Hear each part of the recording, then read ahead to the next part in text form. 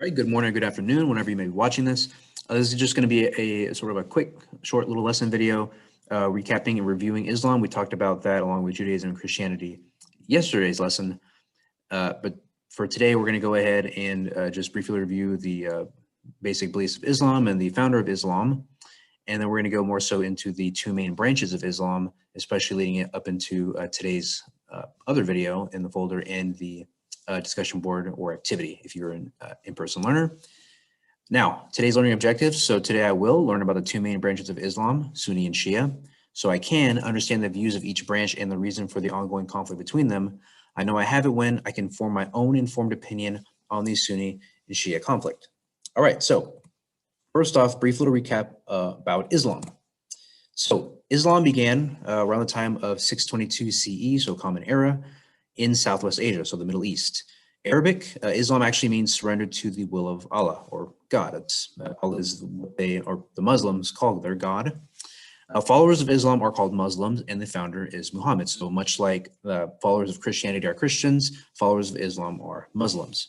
Muslims believe that there is only one God, Allah, and that Muhammad is the last and the greatest prophet of Islam. Some other prophets of Islam also include Abraham, Moses, and Jesus.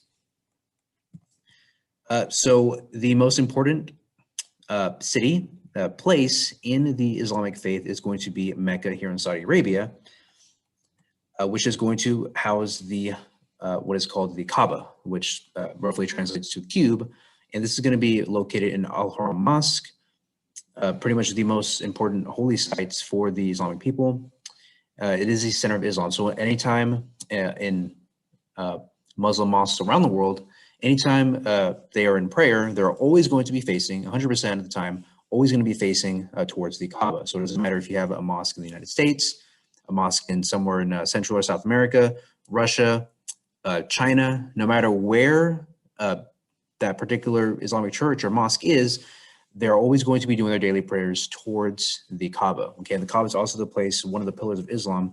If you are physically able to go to the Kaaba, you have to do so at least once in your life, and you have to walk around while praying, walk around it 7 times counterclockwise. Okay, then Muhammad. There was a man in 610 CE. He was an Arab merchant in Mecca. So just like what I saw in previous, or what we saw on the previous slide, he was concerned about how rich merchants were constantly refusing to help the needy. Now he went and meditated on this in the cave of Hira.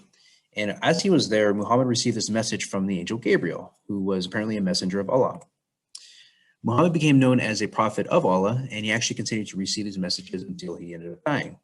So these messages actually form the basis of Islam, and were actually composed and sort of stacked into a book known as the Quran, which is the Muslim holy book, kind of like the Muslim Bible, or the Muslim version of the Bible. So that was just a quick review of Islam that we kind of got into yesterday. Now we're going to go ahead and get into the two main branches of Islam, which are known as the Sunni and the Shia branches, and the conflict that arises between them. Okay, so the split. So after Muhammad dies, his followers fight over who's actually going to be, the next big main person in Islam, so his successor. So who's going to become the next leader? This actually causes a rift and creates two of these branches here, Shia and then Sunni. So the Shiites being the people who are part of the Shia branch of Islam, the Shiites believe that the supreme leader, also known as the Caliph, must be a blood relative of Muhammad, as in they have to be related, whoever the next leader is, they have to be related to Muhammad by blood. About 10% of the entire world's Muslims are part of the Shia branch. This branch of Islam is found mostly in Iran and also some parts of Iraq. This is a religion of most Persians. Remember, Persians was one of our 3 ethnic groups, along with the Kurds and the Arabs in the Middle East. And most practitioners, most Persians are going to be located in Iran. All right, and then the Sunnis, so the other branch of Islam, the other main branch of Islam, Sunnis believe that the supreme leader does not need to be related to Muhammad. Remember the Shia, previous slide, they believe that the next successor for Muhammad needs to be related to Muhammad by blood. For the Sunnis, that's not the case. You do not have to be related to Muhammad in order to become the next caliph or supreme leader of Islam. So this is the major branch of the religion. It actually makes up about 90% of the world's Muslim population. So looking up at the map over here, you can see the sort of disbursement of Shia and Sunni Muslims. So you'll see that most of the world's population of Shia Muslims are going to be located here in Iran, whereas most other Muslims, the Sunni, are going to go ahead and be located in other areas here across the Middle East. You also notice that there's some sort of splotches here and there of Shia as well as Sunni. That also ties back into our lesson with ethnic groups, where not every ethnic group necessarily has to conform to country boundaries. Okay, especially when we or when you look into World War I. So right after World War I, European powers actually split the Middle East into these very strict country borders, but those borders aren't necessarily aligned with actual ethnic or religious group boundaries.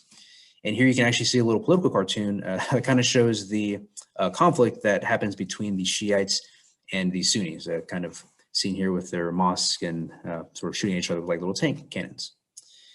Okay, and this really creates this rift. So there's this constant, even nowadays in modern times, there's this constant rift for power, this constant power struggle between Sunni Muslims and Shia Muslims. Okay, again, remember the Shia believe that their leader has to be related to Muhammad, so they elected a leader that, his brother, basically Muhammad's brother, the Shias elected their caliph there, but the Sunni believe that no, we don't need to have the caliph, the leader of Islam. They do not need to be related to Muhammad, so they ended up electing their own leader, and they've pretty much been fighting at each other ever since. And we're actually going to go ahead and see that in the YouTube video here posted in the folder, and it's going to help us formulate our opinion on the Sunni versus Shia conflict.